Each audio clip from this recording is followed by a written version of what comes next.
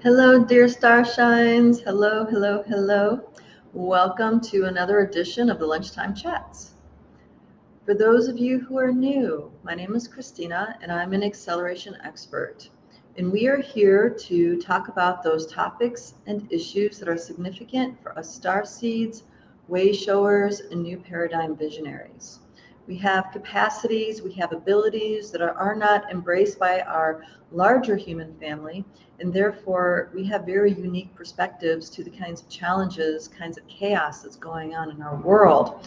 So I am here to give, to the best of my ability, a liberated perspective to these challenges that we face.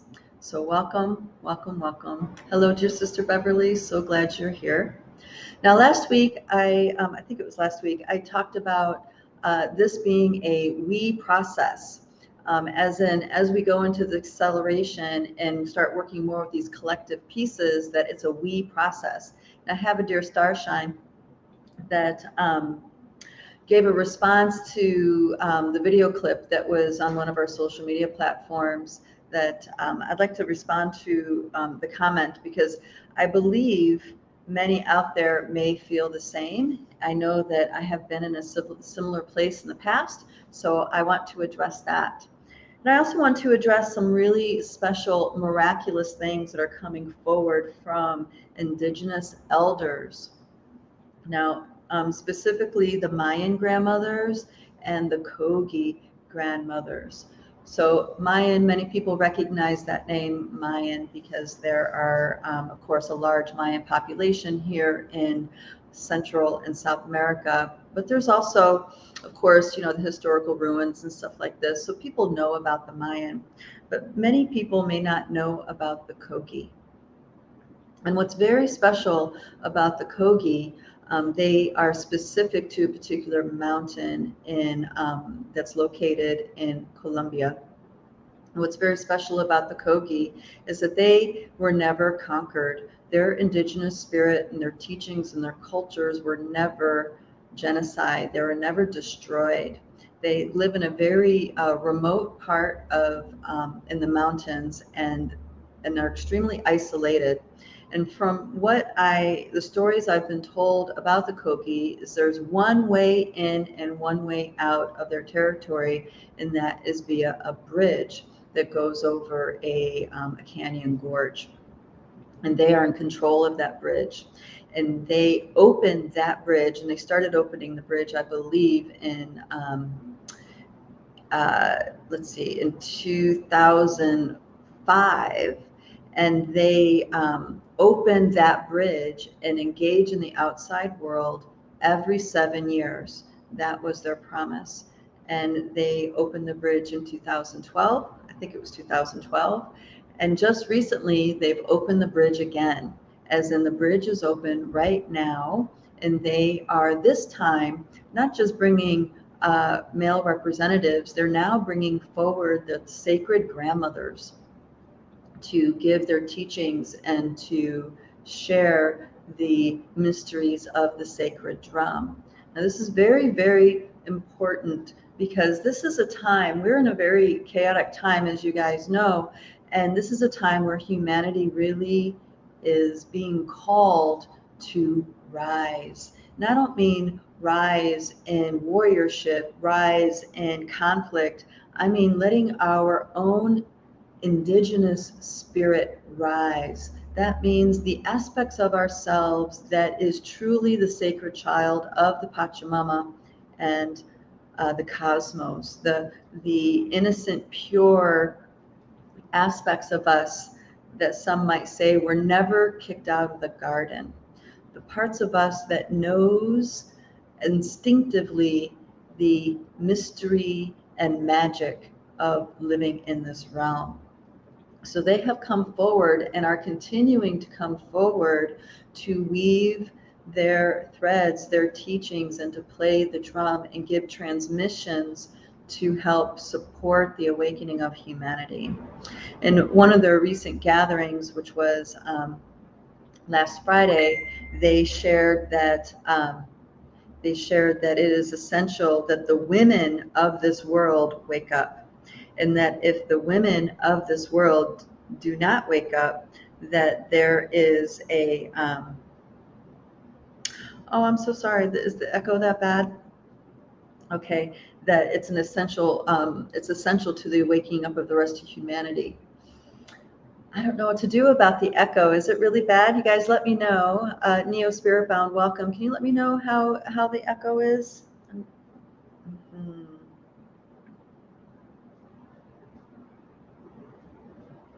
Okay.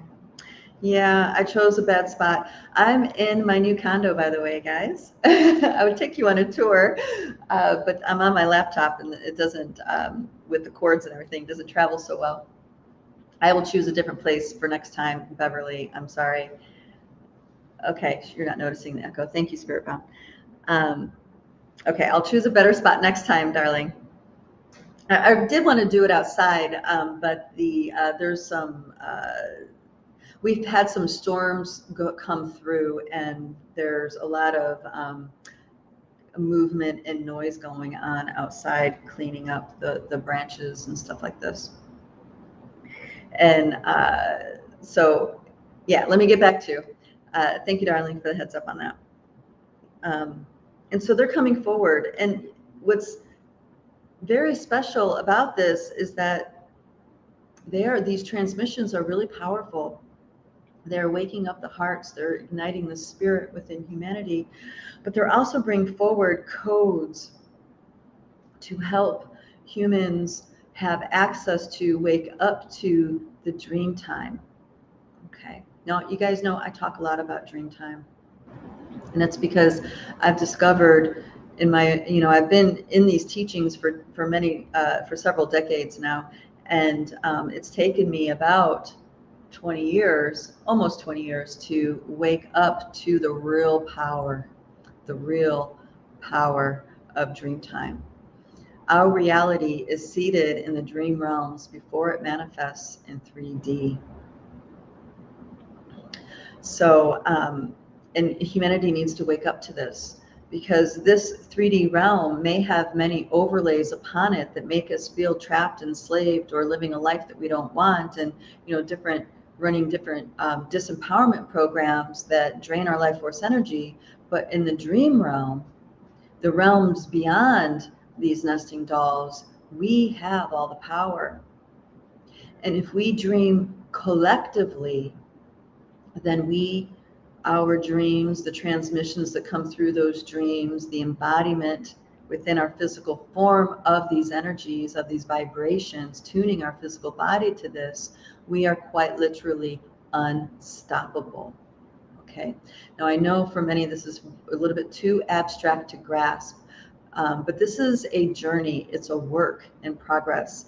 We have been taught backwards. The value systems that we have are completely reversed to what the true values are in this reality. The value system that actually gives us real power of choices in this world, true awareness of who we actually are as infinite beings in these biosuits, the true significance and importance of who women are and what women represent. Okay. So it takes time to unplug from that inertia and reinform ourselves. And it takes time, even more time, to integrate this different value system into our life. And there are many, many beings, both in body and not, that are assisting us in this process. So by us going into the dream realm with the intent of waking up to who we are on those levels, we have lots and lots and lots of assistance. Okay. But let me circle back around to we'll start at the baseline here, what our dear sister Starshine shared. And this is dear sister Christina from one of our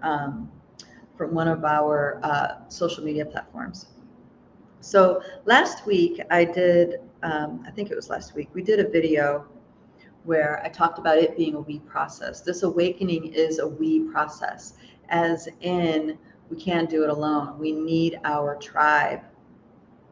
And this response is important because I think she covers a lot of bases in this response, but I think it really, really hits home the level of disconnect that's happening inside of so many of our brothers and sisters on this planet.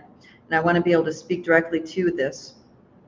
And I'm not saying that anybody's deficient or anything like this. I'm just saying there's a state of being, and I think we can agree that humanity has a sickness. And there's a state of being where we quite literally feel powerless. We don't know how to retake this reality.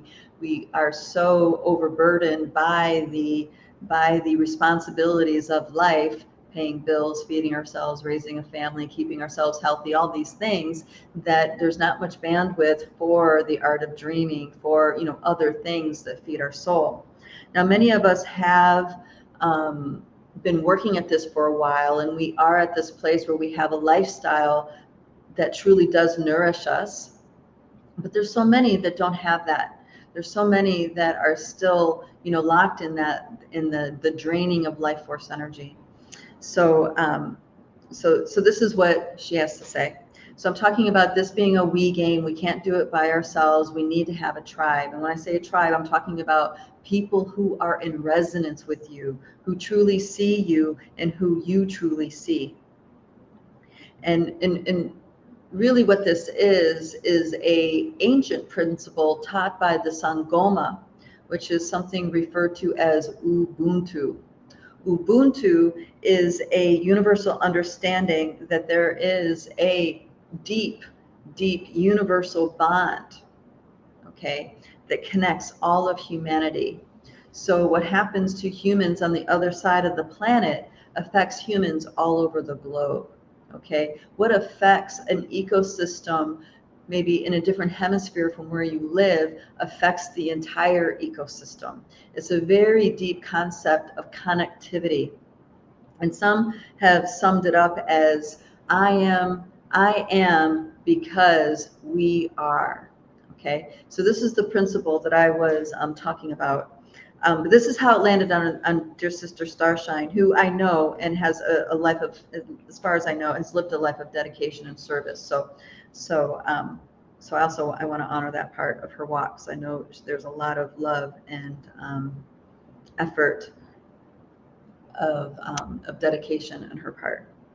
So she goes on to say that I don't understand this because when we spend time helping so many others, that takes time away from our personal inner focus for our own soul evolution. I have become more and more of a hermit because I spent so much time and energy helping others that it has exhausted me.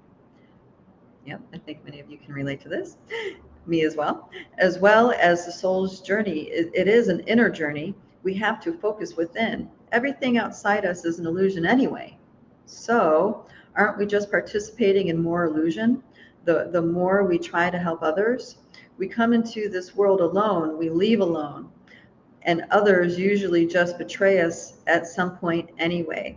And that makes for time and energy wasted. I do enjoy being in awakened groups for conversations at times and social interactions, but keep trying to help people now seems like a distraction to me. Okay, I got to break this down because there's many points that she hit on. Okay, well, the first point, we come into this world alone and we leave alone, and that baseline right there is not true for me in my perception as a multidimensional. We came into this world with our mother. We were received by our mothers, okay? We were received by a group of people. Now, maybe that group of people was disconnected from the sacredness of the moment, but in my experience, even given birth in a hospital, there's not a dry eye in the room when this baby is born. So I imagined your sister Starshine, when you came into this world, it was a deep emotional experience for everybody who witnessed you coming. Okay. And working with death in the ways that I have, and I've been a death doula for several members of my family, I also recognize that we do not die alone either. Even if the room is empty and without anybody with a body, there are There are spirit guardians with us always, from the moment we're conceived until the moment we cross over. We may not be aware of them. We may not know how to talk to them. We may not know how to consciously receive their support, but they are there. They are there holding space for us. So first, let's sit with that for a moment. And this feeling that she's speaking about, I can relate to, because I've had moments where in my own journeys back to dying in different lifetimes, where as I was going through the dying process, and many times it was traumatic death, I did feel alone. I felt so alone. But then as soon as the dying process completed and I left my body, even under the most horrific circumstances, when I was able to look up from the intensity of the experience, from this awful, torturous event, when I looked up, I recognized that I was surrounded by angels. Okay. So this is a deep spiritual truth that is alive when we are awoke to our indigenous spirit as being a sacred child of the Pachamama and the cosmos. We are trained completely backwards, and our blind spots keep us in this place of feeling disconnected and alone. And when we feel disconnected and alone, we have nowhere to turn to feel uplifted, to feel seen. There's no one around but us to see our own beauty, to recognize our truth. But when we are in a tribe that is in resonance with us, it's extremely uplifting to be with others. It's extremely uplifting to speak our truth, even express our pain when we're with a tribe that's in resonance with us. In fact, it's liberating. It's absolutely liberating to be witnessed in our joy, in our pain, in our suffering, in our beauty, in our truth. So in this way, the unit makes us stronger. Being in that tribal unit makes us so much stronger because the connectivity is there. Our biosuits, our bodies get sick when we are disconnected from our natural environment, which is what is being spoken to a lot by a dear brother Starshine, Dr. Zach Bush. I encourage you guys to check out any podcast that he does. They're all amazing. Many people are interviewing right now, and he's so eloquent and poetic at expressing on why people get sick, and it really has to do with disconnection. Disconnection within, because it is definitely an inner game, it is an inner expression, but also disconnection from our environment. And this point about it being an inner process, it is.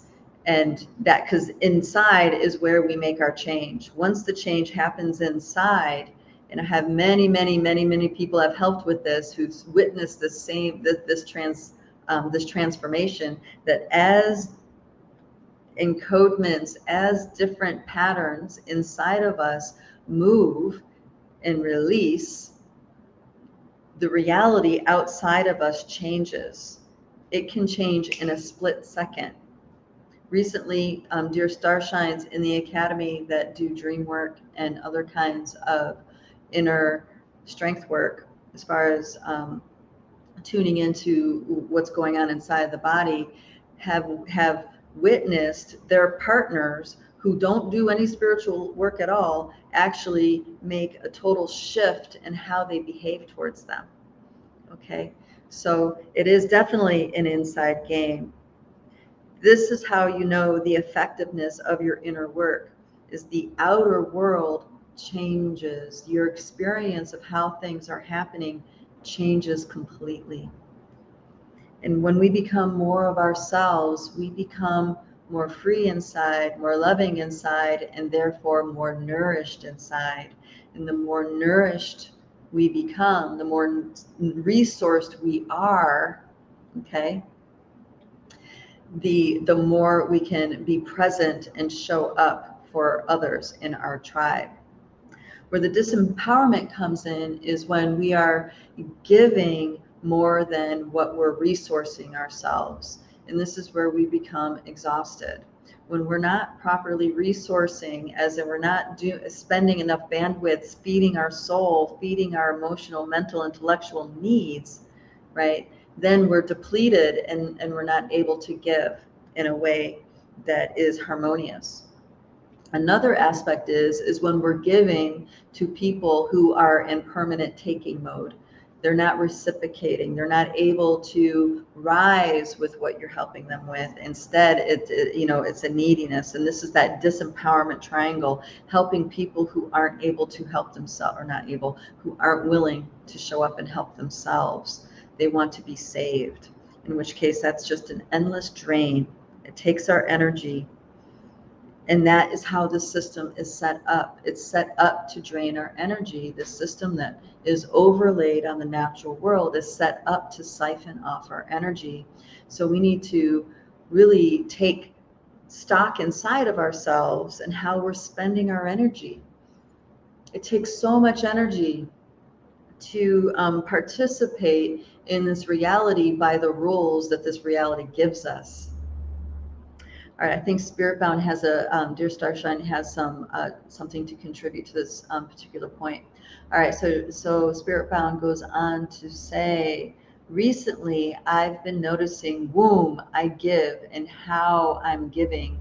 There was a friendship that I just recently got out of that I realized was completely one-sided. Expectations were on me, but not on them. Yes, dear Starshine, I too had to give up a friendship like this. And though I have such a deep connection and love for this being, they're toxic and cannot give back. And it's very sad. And I think you can agree, it's really sad to set up a healthy space for ourselves, but we know we need to. We know we need to. So Spiritbound goes on to say, and now I'm with another friend who sees me for who I am and respects me. Mm-hmm.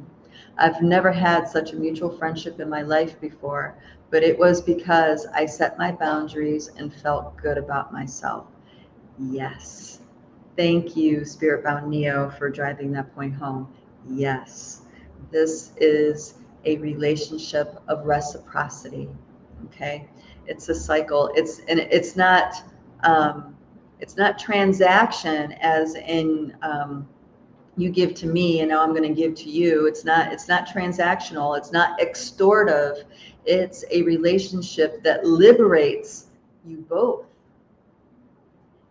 Yes, and now and they go on to say, now I'm encountering my worthiness issues. Yes.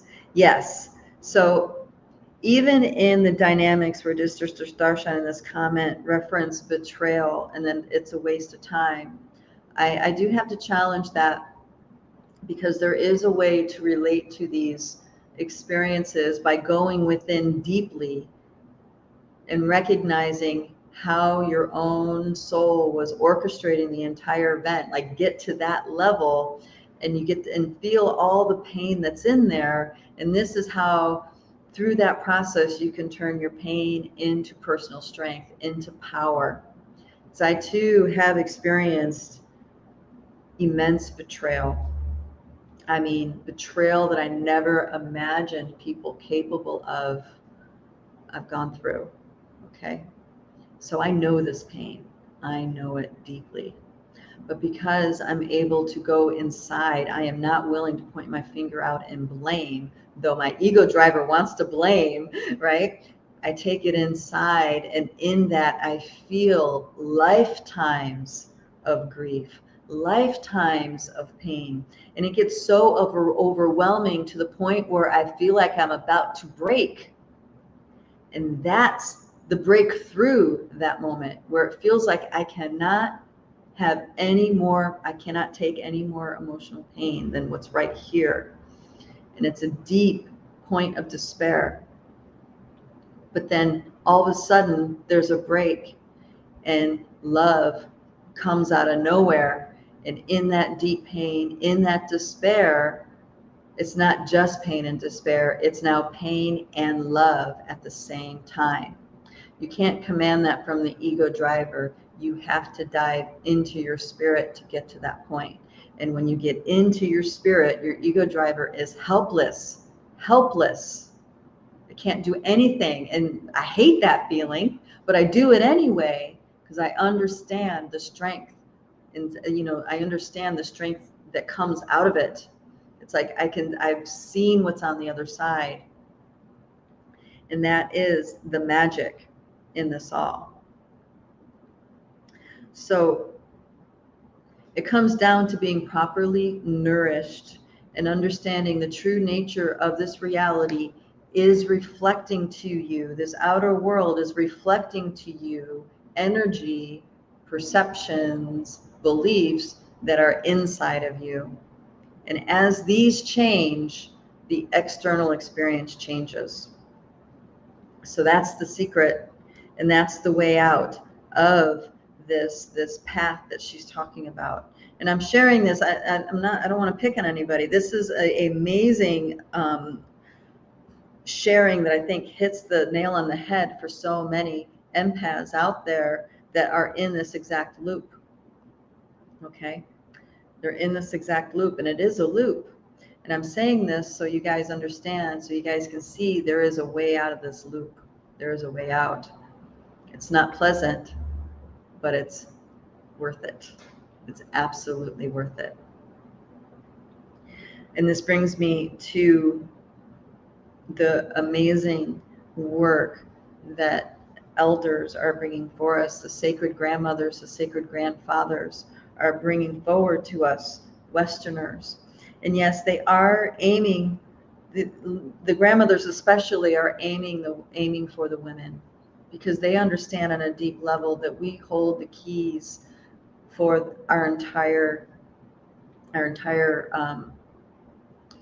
culture. And it's because within us, we hold the energies for not just our children, but our children's children. And that by us waking up, we are saving future generations. Okay. By us waking up, it really puts the pressure on the masculine counterpart to rise up to meet us. Okay. And those that meet us, it's an amazing union. Those that don't, they will fall away, and they will work it through. They will work through the pain with more pain, right? Versus those that rise up will work through their pain and find their truth, find their love, find their strength. That's how this works. There was a cacao ceremony that I went to with a beautiful, beautiful Mayan grandmother facilitating, and it was for Westerners. And I have to say, I was really, it was a bittersweet ceremony. I could really feel a lot of the turmoil and conflict going on between the indigenous space holders and the people they were facilitating for. I went to the ceremony with the dear brother Starshine, and we both were taken back by what we watched what was happening. And the story that she shared was that she was born with a gift, and it started to come out when she was a young girl.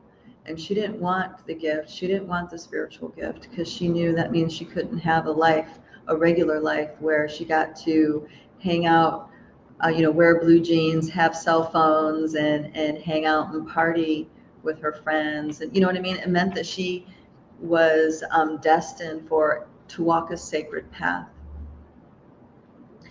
And the Westerners, I'm going to say Westerners in general, many elders that are not from the Western world, I think, are really taken back by how sick the Western mind is, how backwards our values are. Even us empaths and starseeds are, we're decoding it, and we're dedicated, and we're going to get there, absolutely. But we're starting off at a deficit in a lot of ways in our value system and in the society that we live in. And she tells this story of the village that she came from. and that in her walking the medicine path, she traveled to learn how to dispense the medicine. In this case, it was Grandmother Cacao, Sacred Mother Cacao, and that she was gone from her village for several years. And when she came back, she was devastated because her village became devastated. The crime, the drug addiction, the alcoholism, the murder, the violence destroyed the village she came from, the people she grew up with. And she shared the story on how the Western culture brought that to her people and how devastating it was to return.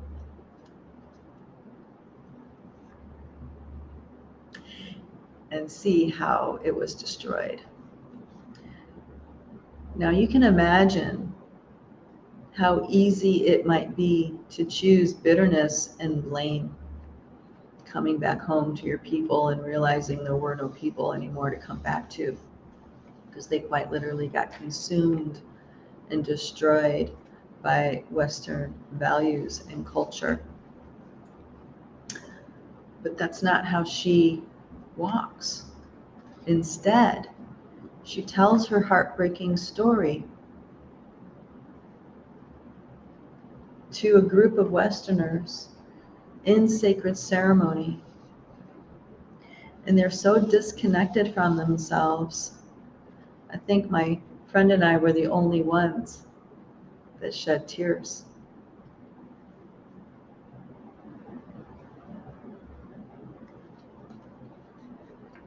That is courage.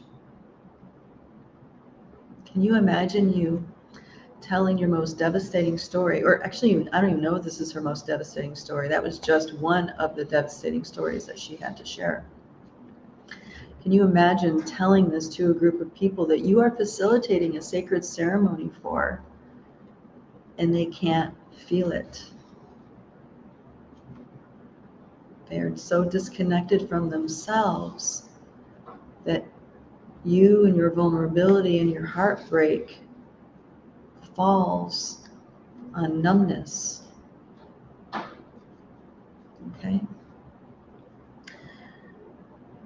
I'm telling this story so you guys can get the gravity of the situation and also understand that this is partially why those of us who are waking up to who we are in our authenticity and embracing love over bitterness, opening ourselves despite the kind of rejection and pain that means, is, if we don't do it, no one will. It's up to us who have the depth. It's up to us who have the courage to open ourselves and share in this way. Now, I'm not saying share in a way that depletes you. Share in a way that you are inspired to. And your spirit is the one in charge. Your spirit is the one that directs you. It's not the who you think you are and the roles you think you're playing. Spirit, if you surrender to it, Spirit will put you exactly where you need to be to speak your truth, to share your beauty, to share your pain. Because even that has medicine within it, okay?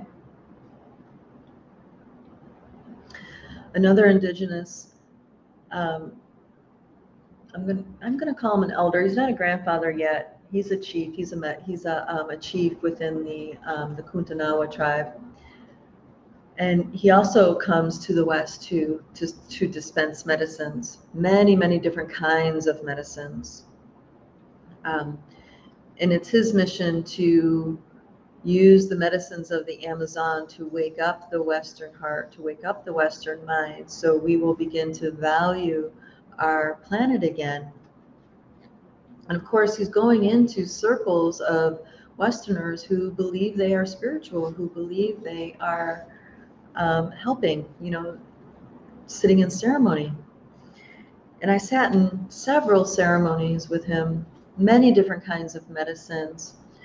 And it was astounding on how deeply entrenched the people there were in their suffering and in pain and in blame. Some of them just want to punish themselves in suffering. Some of them don't know how to get out of it. And he brought really powerful, powerful medicine. Definitely was not lost on me, though I was not the majority for sure. I had this sense that I was there in those ceremonies to help hold the space that he was intending to bring. And one of the things that was so profound, which is important for us all to recognize, and this speaks to way showership, this speaks to leadership, is that we don't designate ourselves as leaders. We don't designate ourselves as way showers. We are not the ones who decide that. Those that become the way shower, those that get put in leadership positions. It's not the person in that position that decides that.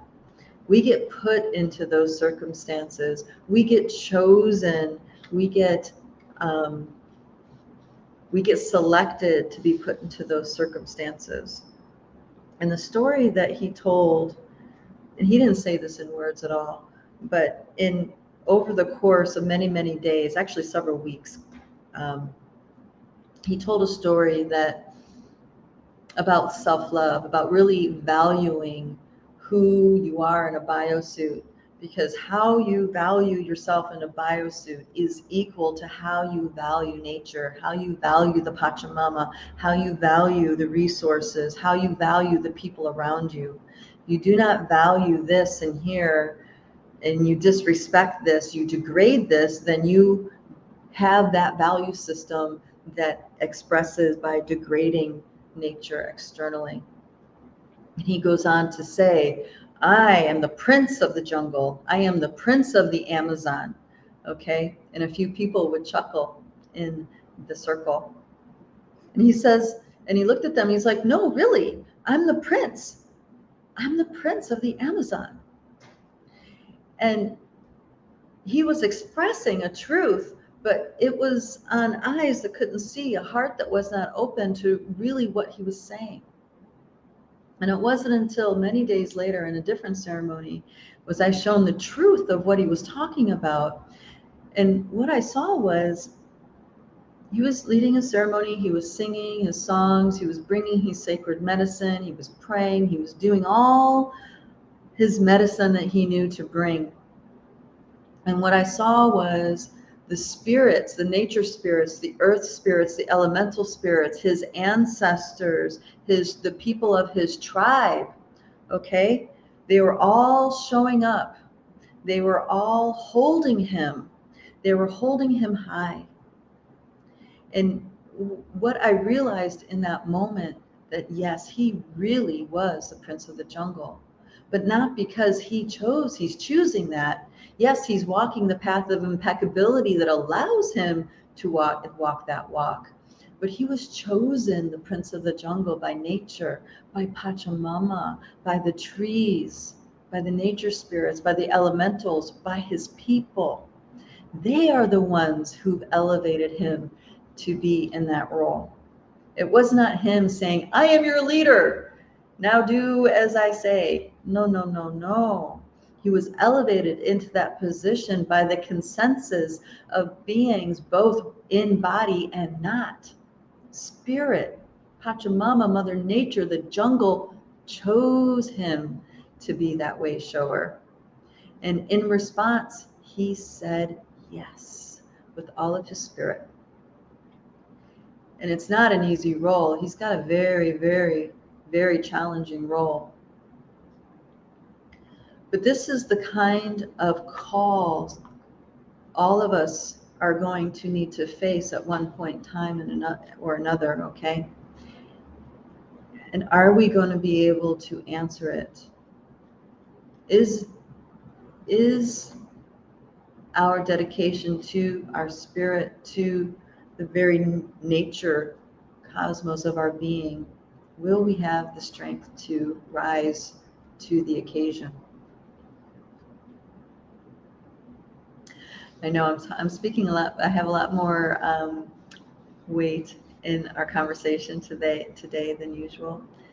And it's because there are energies really potent right now coming through, and they must be honored. They must be recognized. Regulus has conjunct our sun, and Regulus is a royal star, which is a star that heralds great change. And though it happens every year, this year is different. And our dear sister Starshine Ray Ellen, our resident astrologer here at Light Bodies, spoke to this in the planetary encodement the other day. But I want to speak more to this, because what is different is that the veils are lifted now.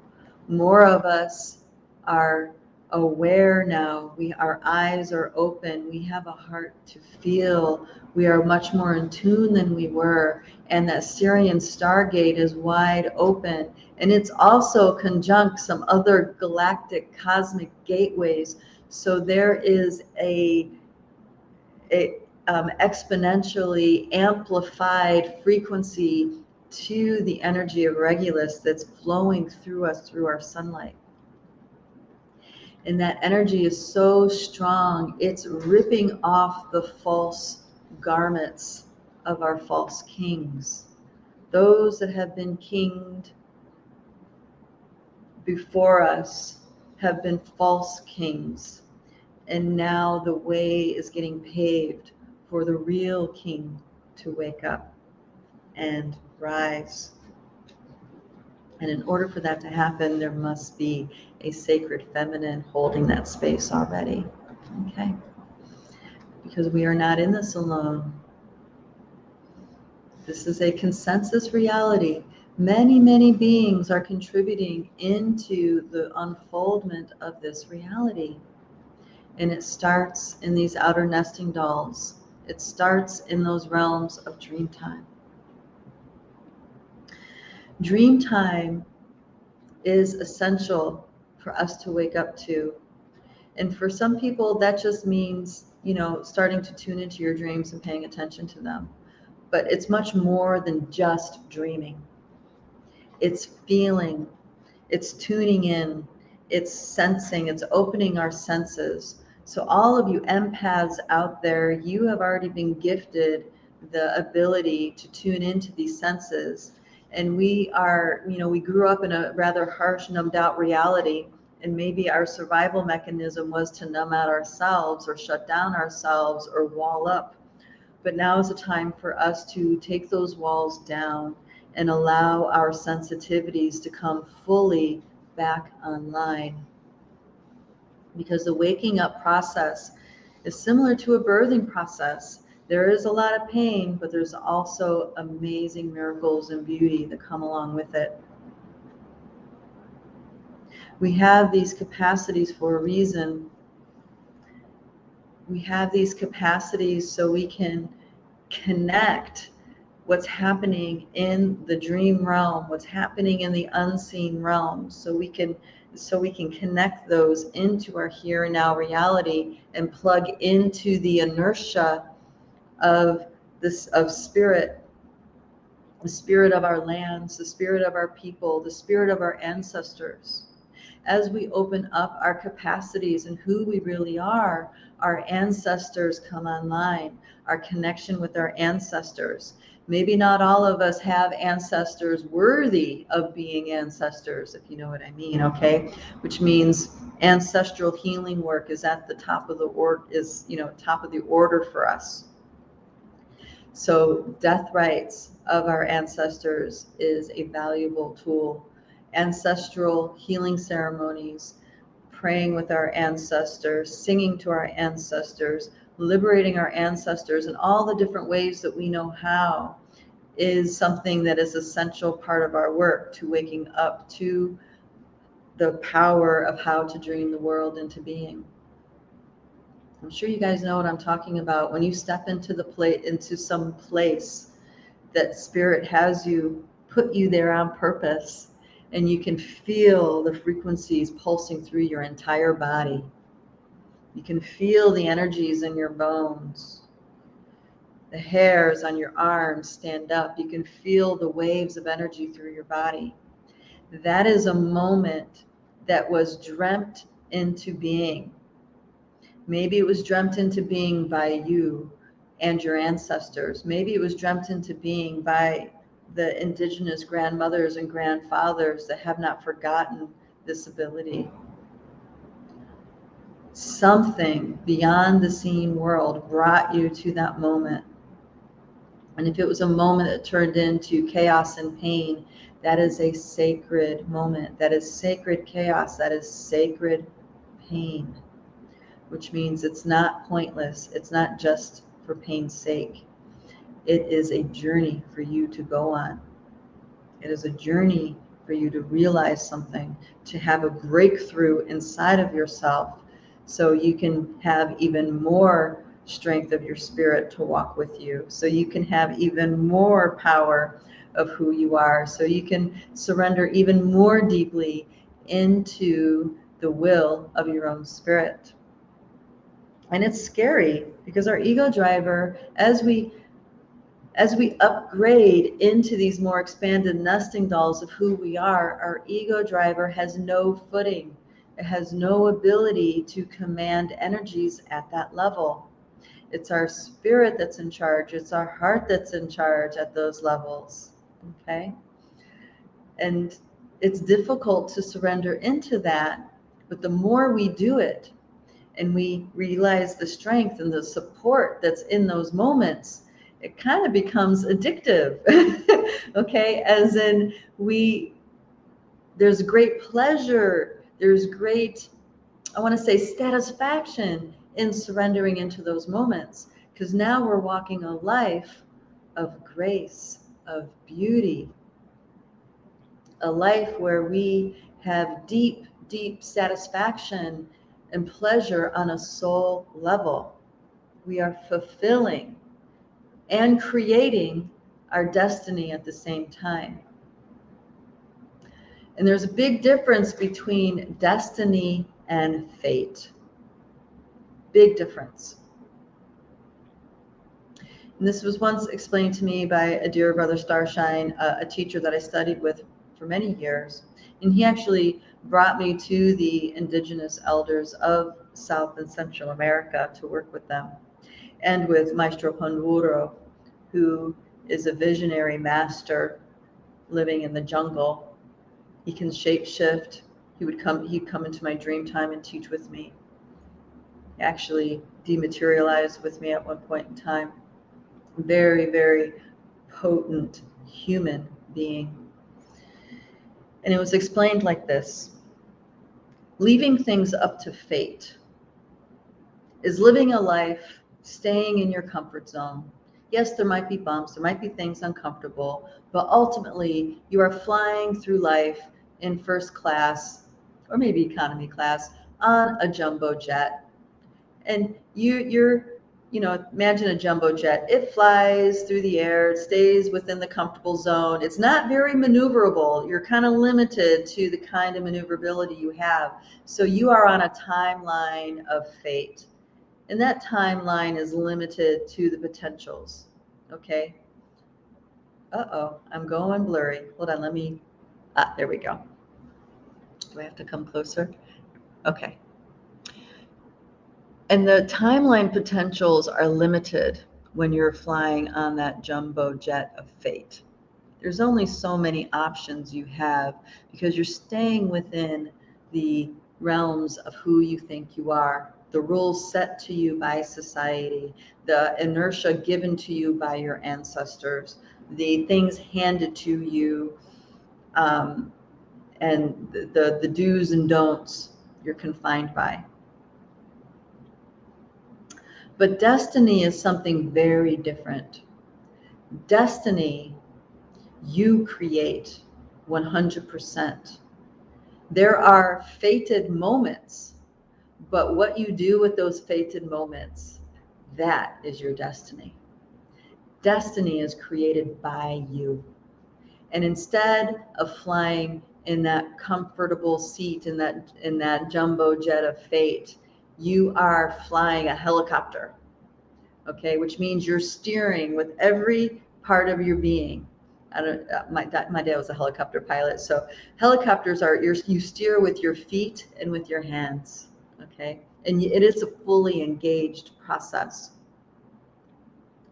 And in that fully engaged process, you have the ability to go up, go down, go backwards, go forwards. And now many different timeline potentials are now available to you. You create that by embracing your destiny. So if you need to go backwards to heal your ancestors, you go backwards, you do that work with full on. And in that, you open the aperture for your ability, your capacity to receive life force energy, and you become that much more strong. You become that much more lifted, held, guided by the love of those that have come before you and your family. And now that you've gone back, you have even more oomph, so to speak, to harness this life force energy. You have more presence to bring to these moments, and you can navigate appropriately that helicopter. And you get to choose you have so many more options of timelines to choose from. And your destiny is that highest potential that you choose. You create that. So when we have visions, and this can be in dream time, this could be in ceremony, this can be in meditations. These visions are coming to you for many different reasons. Sometimes they're prophetic visions, which is a future aspect of you talking to you. A part of you that is outside of time and space is speaking to you in the linear space and time, showing you the signposts of things that are about to come to pass. It takes time to develop the ability to differentiate the difference of these, the different kinds of visions. But this is something that as we work with Dreamtime becomes a point. And I have this, I get visions. And these visions oftentimes don't make any sense to me because they completely conflict with what I think the truth is in that moment. So I usually keep those visions to myself. But then they come to pass. And then I'm like, oh man, I knew that was going to happen. I was shown that was going to happen. I was traveling with a dear brother Starshine that I started to share some of my visions with. They didn't like my visions because it conflicted with something they believed was the truth. But then when you know it, moment by moment by moment that I shared, it came to pass. And it was all meant to be. It was all fated. But what came, the decisions that arose out of those fated moments, that was the destiny part. So I was able to utilize my relationship to those visions to choose my destiny, where that was going to take me. And this is why we have these prophetic visions. It's not to change the future. It's to take advantage of the moments. It's to bring these moments in right relationship to the truth of who we are, so they become powerful medicine that allow us to step into our power, step into the truth of what really is.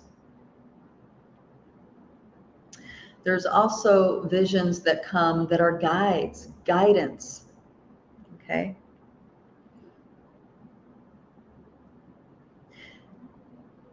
And these usually we can tell the difference. We can tell that it's our guides showing us, okay? Many people who work with elemental beings, they'll step in and say, hey, look out for this, this, and this. And of course it comes to pass and you're like, oh yeah, they told me that was going to happen, right? That's not to demonstrate power. That's really to help you build trust with your guides. with the elementals, with the elements of nature. Some people talk with trees. I have some very potent tree guides. They don't speak in words, but they speak in frequency. Some come to us as Sasquatch, as leprechauns, as different elemental beings. These are all aspects within our being working with us, helping us, supporting us, and finding that cockpit in the helicopter so we can steer our destiny. This is what it is to wake up to the magic of this realm, the mystery and the magic. One of the other pieces that the elders also bring in is that when we make things sacred, we are bringing spirit into those moments. So everything and anything can become sacred. The difference is us bringing spirit into that moment. By us choosing to bring the sacred into that moment, that is how you make something sacred. So in this way, you can walk a life where not a single breath, not a single word can be spoken or taken that is not sacred. And this is how the elders are teaching others to walk. Everything is sacred. Our love is sacred. Our children and grandchildren are sacred. Our trees are sacred. Our food is sacred. Our pain is sacred. Our heartbreak is sacred. Everything is sacred. The difference is the spirit that we bring to it. Okay? We choose that.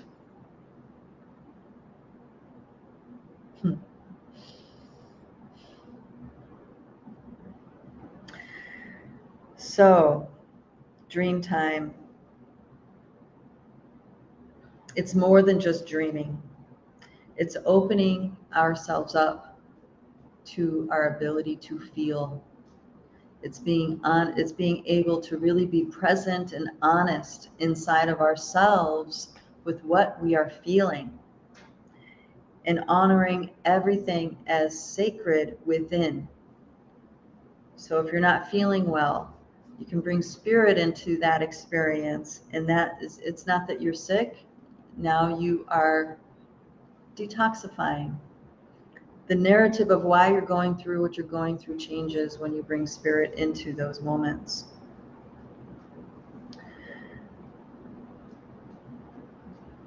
We are reaching a critical moment.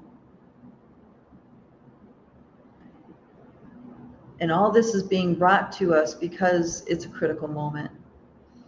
And Pachamama, Mother Nature, our guides, the stars, the cosmos, our ancestors, all of these beings, our star elders, all these beings are showing up for this critical moment. And so we are being pulled to show up into this moment too. And I'm saying all these things, and our elders are doing all these things so we can have clarity to make a real choice. So we have clarity, we have awareness where we're making a real choice. We're not making a choice in blindness, we're making a choice with expanded awareness. And this is all because we can. And I'll close out this talk with another story that an Immortal master once told. She was really quite extraordinary. I don't know if she's still on this planet or not. The last time I saw her was in Dreamtime, and she shared with me that what's walking around now is a hologram, is that, you know, her essence has moved on from this realm.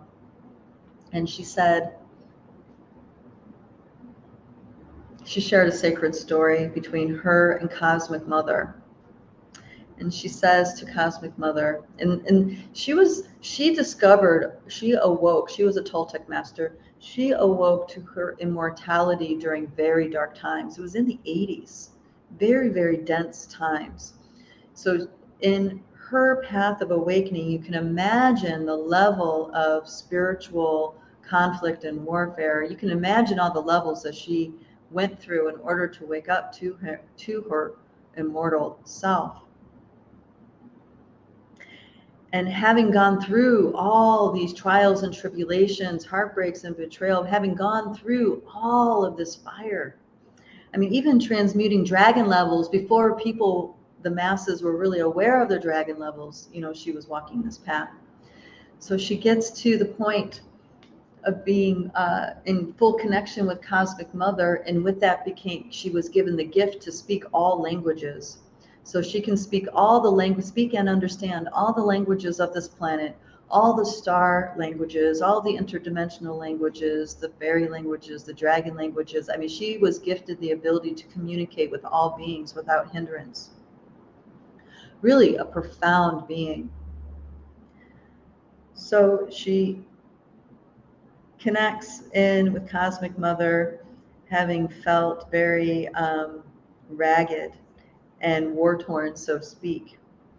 And she says to Cosmic Mother, why is it that you wait to the last moment to save the day? Why is it that we go through all of this and you don't save the day until the last moment? Maybe you guys can relate to this question. I know I can. And Cosmic Mother says back to her, what else is there?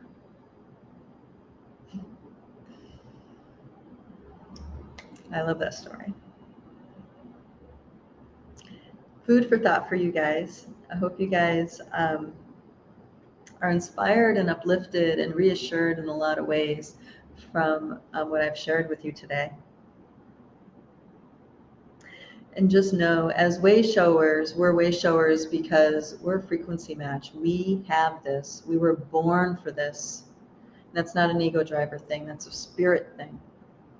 If anything, stepping into our way shower ships freaks our ego driver out. We come kicking and screaming. I know I did. I definitely was turned in the other direction many, many times. But it was the truth of my spirit eventually where I could not deny it. And that's where you guys are at and where you're headed towards if you're not there yet. So Steer Starshine, thank you for being here and for choosing to come to this realm, for choosing to be with us. We all need each other. Pachamama wants and needs you. The cosmos wants and needs you. All of your brothers and sisters want and need you, whether their ego drivers are aware of it or not. We're all here for that critical moment. Thank you. I'll catch you guys next week. Before I go, I want to invite everybody who's interested in cultivating their dream skills, check out our Dreamtime Healing Project at lightbodyacademy.com. The Dreamtime Healing Project is a collective of amazing starseeds, way showers that have been working in the Dreamtime for several years now. So you'll be coming into a very seasoned group. I encourage you guys to check that out at lightbodyacademy.com. Thank you. We'll see you guys next time. Hope you make it a great week, darling.